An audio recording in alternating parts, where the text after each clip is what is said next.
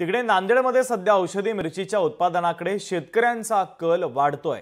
नांदेडच्या नायगाव तालुक्यातील देगाव गावातील शेतकऱ्याने औषधी निर्माण करणाऱ्या कंपनीसोबत करार करत सुमारे 15 एकर क्षेत्रावर औषधी मिरचीचे उत्पादन केले। 22,000 रुपये प्रति क्विंटल दराने ही मिरची खरेदी करण्याचा करार औषधी कंपनीसोबत झालेला आहे। तर दर एकरी 15 ते 20 क्विंटल इतकं उत्पादन या मिरचीचं निघत असल्याने त्यातून उत्पादन खर्च काढला तरी प्रति एकर 3 ते 4 लाखांचा नफा होतोय असं या शेतकऱ्याचं सांगणं आहे। हेल्थ केअर मधली कंपनी आहे ओमनी ॲक्टिव्ह हेल्थ केअर म्हणून, आणि त्यांच्या मार्फत कॉन्ट्रॅक्ट पद्धतीने ही शेती केली जाते। बियाणं वगैरे त्यांनीच पुरवतात, ते आम्ही बियाणं घेऊन रोपटे तयार करून लागवड करतो। त्याची लागवड ही सोयाबीनच्या नंतर किंवा ऑक्टोबर-नोव्हेंबरमध्ये केली जाते।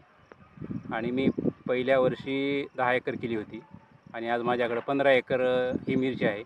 आणि ह्याचा रेट फिक्स आहे ठरलेला कंपनीने 22,500 रुपये।